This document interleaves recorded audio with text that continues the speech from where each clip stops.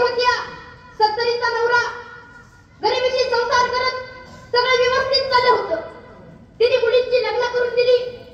जेवढं काही कमवलेलं साठवलेलं तिने मुलींच्या लग्नात घातलं. आता दोघं नवरा बायको दुसऱ्याच्या शेतात रोजानं जायचे. जो काही रोजगार हातावर पडायचा त्यात आपली सुखाची मिठभाकरी खायची आणि त्यात चाललं होतं अगदी सगळं. परंतु अचानक नवऱ्याची तब्येत बिघडली. बायकोला काय करावं कळेना. तिथल्या सरकारी दवाखान्यात घेऊन गेली. डॉक्टरांनी सांगितलं मोठ्या डॉक्टरकडे जावे लागेल. काय करावं सुचेना. 4 जणांकडनं शेजारा पाजाऱ्याकडनं पैसे गोळा केले. नवऱ्याला सोबत घेतलं आणि बुलढाण्याला गेली. तिथं नवऱ्याला दवाखान्यात दाखवलं. डॉक्टरांनी सांगितलं आणखी काय तपासण्या करावी लागतील पण त्यांची सोय आपल्याकडे नाही. तुमच्या नवऱ्याला घेऊन तुम्हाला बारामतीला जावं लागेल. आता मात्र त्या माऊलीच्या पायाखालची जमीन सरकली. अरे आता इथपर्यंत 4 जणांचे पैसे घेऊन आलो.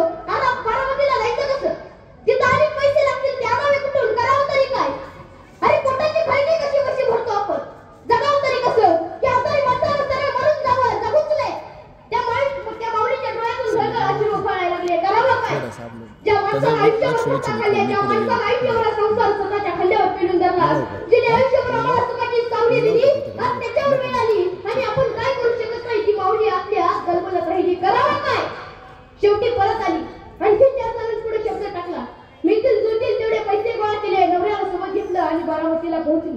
तिथं नवऱ्याला दवाखान्यात दाखवलं. डॉक्टरांनी सांगितलं एक महत्वाची तपासणी करावी लागेल. आता मात्र तिचा धीर सुटला. तपासण्या तरी किती करता तपासण्या. तिने डॉक्टरला विचारलं ठीक पण खर्च किती येईल आणि डॉक्टरांनी तो खर्चाचा आकडा सांगितला. तिच्या डोळ्यासमोर दिवसा आला. अरे कसं करावं तरी कुठून आणावे पैसे. न्यावं सरळ नवऱ्याला वर म्हणून सांगावं. करावं काय काय. आपली आत रक्तात राहिली. बाहेर आली. त्या बाकड्यावर बसली आणि त्याच पदरानं डोळे टिपत राहिली. कसं करावं काय काय सांगू नवऱ्याला. जावं सरळ माघारी. मरू द्यावं नवऱ्याला असंच. आपली आत रक्तात राहिली. थोडा वेळ झाला. डोळे पाणवलेले कोरडे झाले आणि त्याच बाकड्यावर पडलेला पेपर तिला दिसला. तो पेपर तिला वाचला. मोठ्या ठळक अक्षरात लिहिलेली बातमी तिला दिसली. ती चमकली. बातमी होती बारामती मॅरेथॉनची आणि मॅरेथॉनमध्ये जिंकणाऱ्या स्पर्धकाच्या बक्षिसाची. त्या बक्षिसाच्या आकड्यावर तिची नजर लावली आणि तिच्या डोक्यात झलकन कल्पना आली. ही बक्षीस जर मी जिंकलं तर माझ्या नवऱ्यावर उपचार होईल. बस 65 वर्षाची माऊली. तिला निर्णय घेतला आपल्या नवऱ्याचा जीव वाचवण्यासाठी या बारामती मॅरेथॉनमध्ये भाग घ्यायचा आणि ती 65 वर्षाची माऊली त्या स्पर्धेच्या तिथं पोहोचली.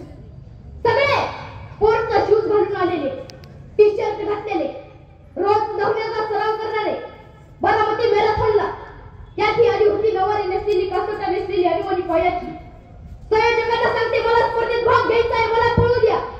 सगळे आश्चर्याने बघायला लागले. ती सांगायला लागली माझा नवरा दवाखान्यात आहे. त्याला वाचवायचं असेल तर पळण्याशिवाय पर्याय नाही. मला कृपा करून पळू द्या. संयोजकांनी तिला भाग घेऊ दिला आणि ती माऊली स्पर्धेला तयार झाली.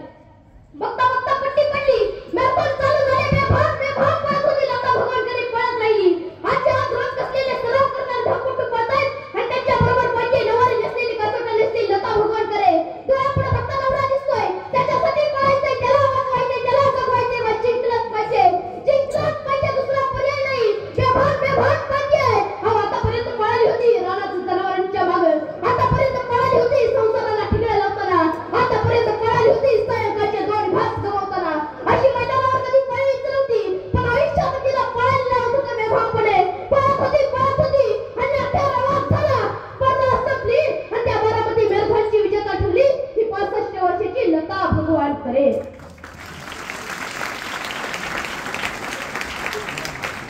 वय वर्ष 65, नऊवारी नेसलेली, कासोटा नेसलेली आणि वनी पायाची. तिच्या यशाचं कारण काय. ही तर कसलेल्या धावपटूंसारखी वर्षभर मैदानावर सराव अजिबात करत नव्हती. त्या मैदानावरचे खडे टोचू नये म्हणून तिच्या पायात स्पोर्ट शूज सुद्धा नव्हता. साडीचा कासोटा पायात अडकून आपण पडू की काय अशी भीती तिला वाटली नाही. रोजच्या रोज कसलेल्या सराव करणाऱ्या धावपटूंच्या तुलनेत आपण टिकू शकाल का हेही तिला पळताना आठवलं नाही. आपण आधी कसेच पळलो होतो हेही तिला पळताना आठवलं नाही. तिला फक्त आठवत होता नवरा. तिला फक्त आठवत होता त्याचा आजार आणि तिला फक्त आठवत होता माझा नवरा वाचवायचा एवढाच विचार बस.